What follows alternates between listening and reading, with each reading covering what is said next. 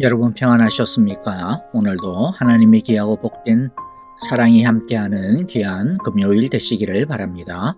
우리 찬양 드리면서 하나님 앞에 나아가겠습니다.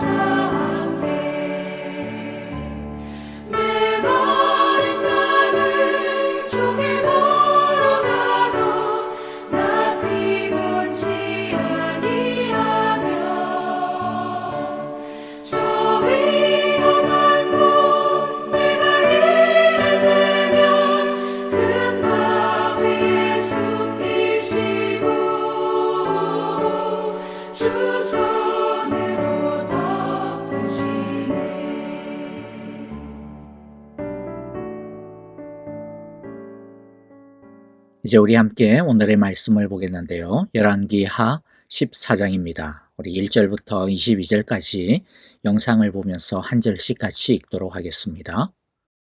제14장.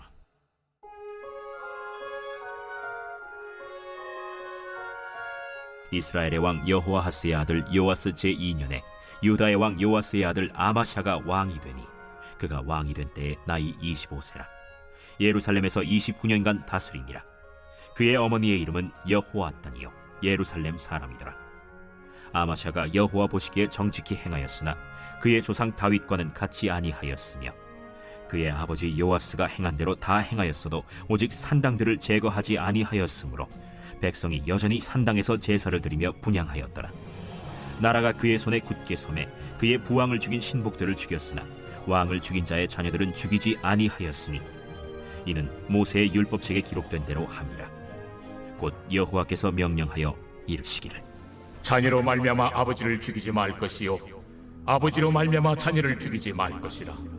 오직 사람마다 자기의 죄로 말미암아 죽을 것이니라. 아마샤가 소금 골짜기에서 에돔 사람 10,000명을 죽이고 또 전쟁을 하여 셀라를 취하고 이름을 욕두엘이라 하였더니 오늘까지 그러하니라. 아마샤가 예후의 손자 여호아하스의 아들 이스라엘의 왕 요아스에게 사자를 보내 이르되 오라, 우리가 서로 대면하자. 이스라엘의 왕 요아스가 유다의 왕 아마샤에게 사람을 보내 이르되 레바논 가시나무가 레바논 백향목에게 전가를 보내어 이르기를 내 딸을 내 아들에게 주어 아내로 삼게 하라 하였더니 레바논 들짐승이 지나가다가 그 가시나무를 짓밟았느니라. 내가 에돔을 쳐서 파하였으므로 마음이 교만하였으니 스스로 영광을 삼아 왕궁이나 내 집으로 돌아가라.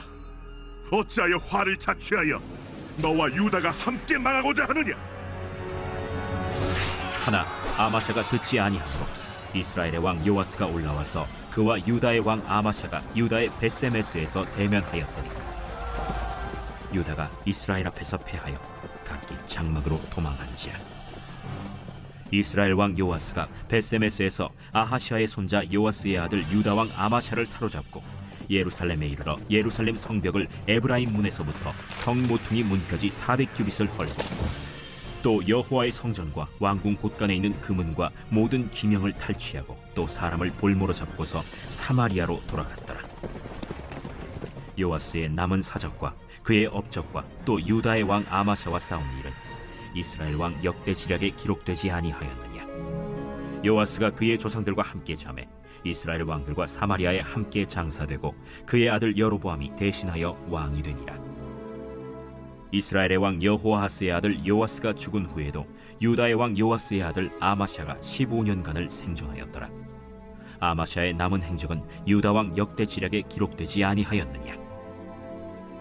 예루살렘에서 무리가 그를 반역한 고로 그가 라기스로 도망하였더니 반역한 무리가 사람을 라기스로 따라보내 그를 거기서 죽이게 하고 그 시체를 말에 실어다가 예루살렘에서 그의 조상들과 함께 다윗 성에 장사하니라. 유다 온 백성이 아사랴를 그의 아버지 아마샤를 대신하여 왕으로 삼으니 그때 그의 나이가 16세라. 아마샤가 그의 조상들과 함께 잔 후에 아사랴가 엘랏을 건축하여 유다에 복귀시켰더라. 유다의 왕 요아스의 아들 아마샤 제15년에 이스라엘의 왕 요아스의 아들 여로보암이 사마리아에서 왕이 되어 41년간 다스렸으며 여호와 보시기에 악을 행하여 이스라엘에게 범죄하게 한 느밧의 아들 여로보암의 모든 죄에서 떠나지 아니하였더라. 이스라엘의 하나님 여호와께서 그의 종 가드헤벨 아미떼의 아들 선지자 요나를 통하여 하신 말씀과 같이 여로보암이 이스라엘 영토를 회복하되 하맛 어귀에서부터 아라바 바다까지 하였으니 이는 여호와께서 이스라엘의 고난이 심하여 매인자도 없고 노인자도 없고 이스라엘을 도울 자도 없음을 보셨고 여호와께서 또 이스라엘의 이름을 천하에서 없이 하겠다고도 아니하셨으므로 요아스의 아들 여로보암의 손으로 구원하심이었더라. 여로보암의 남은 사적과 모든 행한 일과 싸운 업적과 다메셋을 회복한 일과 이전에 유다에 속하였던 하맛을 이스라엘에 돌린 일은 이스라엘 왕 역대지략에 기록되지 아니하였느냐. 여로보암이 그의 조상 이스라엘 왕들과 함께 자고 그의 아들 스가랴가 대신하여 왕이 되니라.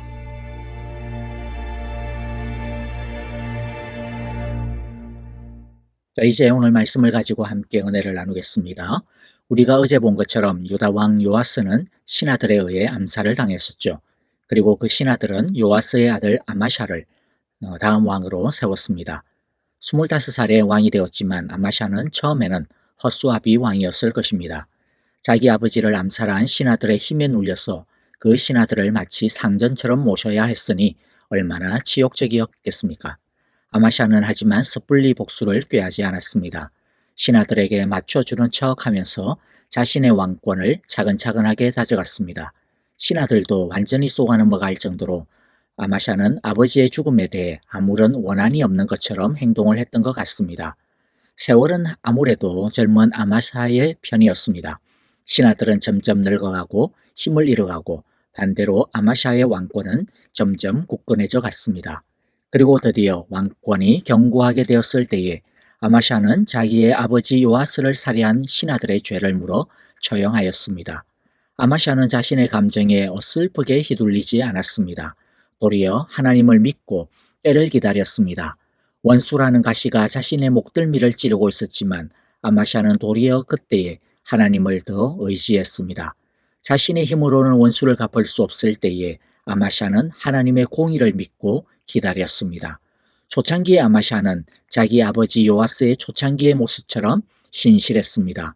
그래서 아마샤는 자신의 아버지를 살해한 신하들을 숙청하면서도 당시 보통의 나라들이 하듯이 죄인들의 삼족을 멸한다든지 가물을 전부 몰살시킨다든지 그런 짓을 하지 않았습니다. 오직 아버지 요아스를 살해한 그 신하들만 처형했습니다. 그들의 아들이나 가문에는 아무런 해도 가하지 않았습니다. 그 이유를 무엇이라고 합니까? 6절에 보니까 그러나 그는 처형한 신하의 자녀는 죽이지 않았다. 그것은 모세율법서에 기록된 말씀을 따른 것이다. 거기에는 아버지가 자녀 대신에 처형되었어도 안 되고 또 자녀가 아버지 대신에 처형되었어도 안 된다. 오직 각 사람은 자신이 지은 죄에 따라 처형되어야 한다 하고 말씀하신 여호와의 명령이 있다. 아마샤는 오직 하나님의 말씀에 따라 죄를 지은 사람만 심판을 받겠습니다. 자신의 감정이나 기분이 아니라 오직 하나님의 말씀을 따랐던 것이죠. 하나님의 말씀을 따른다라는 것, 성령의 통치를 받는다라고 하는 것은 이처럼 아마샤처럼 자신의 기분이나 감정에 휘둘리는 것이 아니라 믿음을 따라 사는 것을 말합니다. 당연히 이렇게 사는 것이 쉽지는 않죠. 그래 우리는 어떻습니까? 어떤 사람이 미워지면 분명히 잘못된 그 부분만 미워온 것이 아니고 그냥 그 사람 전체가 그냥 전부가 미워하게 되어지죠. 그 사람이 하는 것 모두가 다 못마땅하게 느껴지고 그래서 그 사람이 하는 것이라면 그냥 다 반대하게 되고 괜시리 트집 잡고 그렇게 되는 것이 보통인 것 같습니다. 그런데 그렇게 하는 것은 아무리 사람이니까 그런 게 자연스러운 것이라 하더라도 그런데 신앙적인 것은 분명히 아닌 것입니다. 하나님의 사람이라면 성령의 사람이라면 그냥 보통 사람들이 다 하는 대로 따라가서는 안 됩니다. 보통의 사람들은 자신의 기분과 감정, 판단에 따라 행하겠지만 그리스도인은 자신의 감정과 기분, 판단이 기준이 아니고 하나님의 말씀이 기준이기 때문입니다. 우리는 눈에 보이는 대로 또 자신의 마음에 드는 기준과 감정대로 다른 사람이 또는 하는 대로 사는 사람이 아니라 믿음을 따라 사는 사람이어야 하기 때문입니다. 자, 이제 아마샤의 두 번째 이야기를 보겠는데요. 에돔과의 전쟁과 승리입니다. 아마샤가 하나님의 말씀대로 나라를 다스릴 때 하나님은 아마샤에게 큰 힘을 주셨습니다. 그래서 아마샤는 유다의 가시와 같은 에돔과 셀라라고 하는 나라를 완전히 정복하여 다시는 골치를 썩이는 일이 없도록 완전하게 해결을 했습니다. 오늘 우리가 읽었던 열왕기하 14장에서는 이 사건을 7절 단 한 절로만 기록을 하고 있는데 역대하 25장에서 보면 꽤 길게 이 에돔의 전쟁을 기록하고 있습니다. 아마샤는 에돔과의 전쟁에 총력을 기울였습니다. 그래서 30만 명이나 되는 군대를 소집하고 그것도 부족하다라고 느꼈는지 북이스라엘에게서 은 100달란트를 주고 당시 유다의 재정 상태로는 굉장한 엄청난 거금이거든요. 이 엄청난 거금을 주고 10만 명의 용병까지 빌립니다. 그만큼 에돔 정벌에 아마샤는 사활을 걸었던 것이죠. 그런데 북이스라엘의 힘을 빌린 것에 대해 한 선지자가 와서는 하나님은 북이스라엘과 함께하지 않기 때문에 북이스라엘 군대를 데리고 가서는 안 된다라고 말합니다. 돌려보내라고 합니다. 북이스라엘 군대를 데리고 가서 싸우면 아무리 열심히 싸우더라도 하나님께서 이 전쟁을 이기지 못하게 할 것이라고 경고합니다. 하나님은 이기게도 하시고 지게도 하시는 분이시기 때문에 오직 하나님만 의지하라고 합니다. 아마샤는 이미 은 100달란트를 줘버렸는데 그러면 너무 손해가 큰 것이 아니냐고 그렇게 하소연하니까 그 선지자는 여호와께서는 그것보다도 더 많은 것을 왕에게 주실 것이다 그렇게 말하죠. 그런데 이때 아마샤가 얼마나 믿음이 좋았느냐면 이 하나님의 사람의 말을 듣고는 10만 명이나 되는 이스라엘 군대를 한 번도 써보지도 않고 그대로 그냥 돌려보내고 고스란히 손해를 당합니다. 아마샤는 엄청난 손해를 감수하고서도 오직 하나님이 싫어하시니까, 하나님이 원하시지 않으시니까 하나님의 말씀을 순종하고 하나님을 붙들었던 것이죠. 그럴 때 어떤 일이 일어납니까? 하나님께서 에돔을 완전히 이길 수 있게 해주셨습니다. 그런데 문제는 바로 이 엄청난 승리 다음에 일어납니다. 하나님의 도우심으로 승리하고 난 다음 아마샤는 이때까지 가지고 있었던 믿음을 잃어버린 듯한 모습을 보입니다. 아마샤는 에돔에서의 승리 이후에 큰 자만심에 빠져버렸습니다. 그래서 그는 괜시니 북쪽 이스라엘 왕 요아스에게 사신을 보내 직접 만나 겨루어 보자라고 합니다. 그가 이렇게 도발했던 것은 아마도 크게 두 가지 이유가 있었을 것입니다. 하나는 에돔과의 전쟁을 위해 은 100달란트를 주고 이스라엘 10만 명의 군대를 빌린 적이 있었다고 했죠. 그때 하나님의 선지자가 이스라엘 군대랑 싸우면 안 된다라고 해가지고 말씀에 순종해서 이스라엘 군대를 그냥 돌려보냈습니다. 그런데 이 이스라엘 군대가 돌아가면서 유다 마을 몇 곳을 약탈하였고 또 3천 명이나 살해를 하고 그런 만행을 저질러 버렸어요. 아마샤는 아마도 그때 일에 대해 보복하려고 하는 것 같습니다.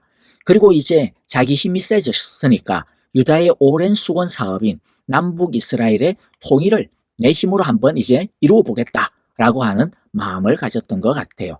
그런데 여기에 대해 북이스라엘 왕 요아스는 아마샤가 에돔에게 한번 이겼다라고 해가지고 지금 앞뒤 사리 분간을 하지 못하고 있다라고 정신 차리라고 따끔하게 혼을 냅니다. 하지만 아마샤는 그 말을 듣지 않고 기어코 전쟁을 일으킵니다. 그리고 어떻게 됩니까? 크게 패배합니다.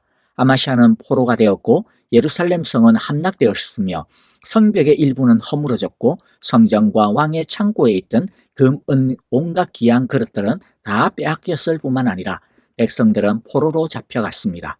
다행히 아마샤는 목숨을 부지하여 그 뒤로도 15년을 더 살았지만 더 이상 아무 힘을 쓰지 못하는 헛수아비 왕으로 지냈을 뿐입니다. 나중에는 신하들에게 쫓겨나서 라기스로 도망을 쳤다가 신하들이 라기스까지 쫓아와서 아마샤를 죽였습니다. 근데 여러분들 이상하지 않습니까? 에돔과의 전쟁 때 아마샤가 북이스라엘 군대를 끌어들이는 잘못된 판단을 했을 때 하나님은 하나님의 사람을 보내어 아마샤에게 말씀을 전해어 주셨습니다.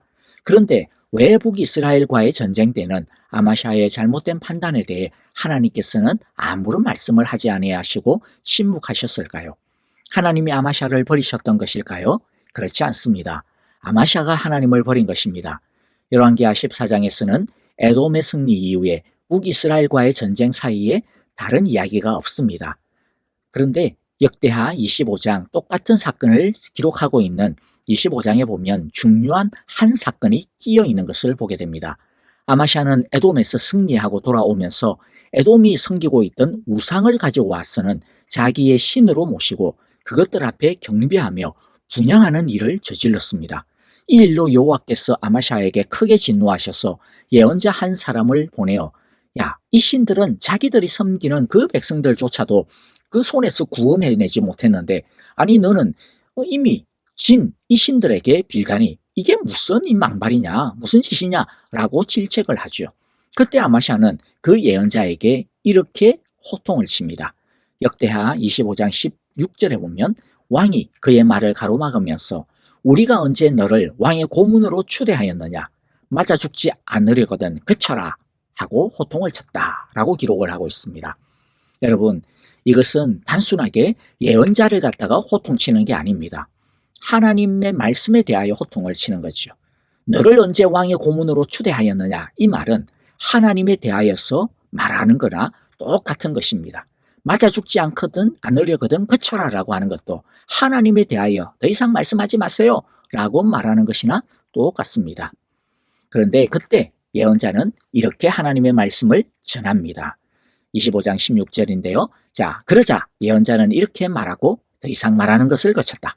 왕께서 나의 충고를 받지 않고 이렇게 하시는 것을 보니 하나님께서 왕을 망하게 하시기로 결심하셨다는 것을 이제 알 것 같습니다. 자, 아마샤가 하나님의 말씀에 귀를 기울이고 순종할 때는 하나님도 말씀하셨습니다. 그러나 아마샤가 하나님의 말씀에 귀를 닫자 하나님을 존중하지 않자 하나님도 말씀을 닫았습니다. 근데 사실은 하나님께서 전혀 말씀을 하시지 않은 것은 아니었어요. 하나님은 북이스라엘 왕 요아스를 통해서 사실은 이 전쟁이 말도 안 되는 전쟁임을, 전쟁을 하면 안 된다라고 하는 것을 이미 알려주셨습니다. 하지만 눈이 멀고 마음이 먼 아마샤는 그것을 분별할 수 없었던 것이죠. 언제 하나님의 말씀이 들려지지 않게 됩니까? 우리가 하나님의 말씀을 무시하고 하나님의 충고를 받지 않을 때입니다. 하나님을 존귀히 여기지 아니할 때입니다. 하나님의 말씀보다 내 고집과 내 뜻과 내 생각을 받을 때입니다. 아마시아는 하나님의 말씀을 듣지 않는 대신에 신하들과 열심히 의논을 해가지고 이스라엘을 칩니다. 그리고 결국에는 망하게 됩니다. 하나님의 말씀을 듣지 아니할 때 하나님의 축복은 결국 그 촛대를 옮기게 되는 것이죠. 말씀을 마무리합니다. 아마샤는 자기 아버지 요아스처럼 처음에는 신앙적으로 잘 시작했지만 어느 정도 복을 받고 성공하고 난 후에는 교만해졌어. 성경적인 원리를 버리고 자기 멋대로 욕심을 부리다가 나중에는 비참한 최후를 당하고 말았습니다. 이것을 보면 끝까지 초심을 잊지 않고 가는 것이 얼마나 어려운 일인지, 또 그것이 하나님의 큰 축복을 받는 데 있어서 얼마나 중요한지를 알 수가 있습니다. 결국 누가 끝까지 하나님의 축복과 함께 합니까? 끝까지 자기 자신을 하나님의 말씀에 붙들어 매는 사람입니다. 적당하게 사람의 생각이나 자기가 하고 싶은 대로 따라가다가는 결국 아마샤처럼 교만의 병이 도지기면서 큰 실패를 하게 된다라고 하는 것을 우리는 오늘의 말씀을 통해 분명하게 배우고 마음에 간직해야 할 것입니다. 결국 우리들이 끝까지 하나님의 말씀 앞에서 겸손할 수 있느냐, 끝까지 믿음을 붙들 수 있느냐 하는 것이 우리의 영적 축복의 관건인 것입니다. 우리 모두 겸손과 겸비함으로 자신의 신앙을 잘 지켜 하나님의 축복에서 이탈하지 않고 끝까지 승리하는 성도들이 다 되시기를 간절히 기도하고 축복합니다. 아멘. 자, 오늘 우리에게 주신 귀한 말씀들 마음 가운데 새기면서 우리 함께 기도하도록 하겠습니다. 여러분 교회와 성도님들을 위하여 기도할 때 주님 우리 사랑의 교회 아마샤처럼 용두사미로 끝나는 신앙이 되지 않게 하여 주시고 초지일간 초심을 잊지 아니하고 끝까지 하나님의 말씀을 순종하고 하나님을 존귀히 여기는, 그리하여 하나님의 큰 축복을 끝까지 유지하는 믿음의 우리 사랑의 교회가 되게 하소서, 사랑의 교회 온 성도가 되게 하소서라고 기도해 주시기를 바랍니다. 그리고 여러분들 아프신 성도님들을 위해서 기도하실 때 지수영 집사님 그 암에서부터 온전케 하여 주소서라고 기도해 주시고요. 노창덕 권사님도 주님께서 그의 마지막을 은혜와 평강 가운데 지켜주소서라고 기도해 주시기를 바랍니다. 특별히 이희경 집사님을 위하여서 여러분 정말 마음을 담아서 기도해 주셨으면 좋겠습니다. 얼마 전에 뇌종양 제거 수술을 받고 회복 중에 있었는데요. 그런데 수술한 부위에서 악성 뇌암이 발병이 되었습니다. 여러분들 정말로 하나님의 은혜와 하나님의 자비하심과 하나님의 치유하심으로만 치료를 할 수가 있습니다. 여러분 이 시간뿐만 아니라 생각나시는 대로 꼭 믿음으로 기도해 주시면 고맙겠습니다. 이제 우리 함께 찬양하면서 기도하겠습니다.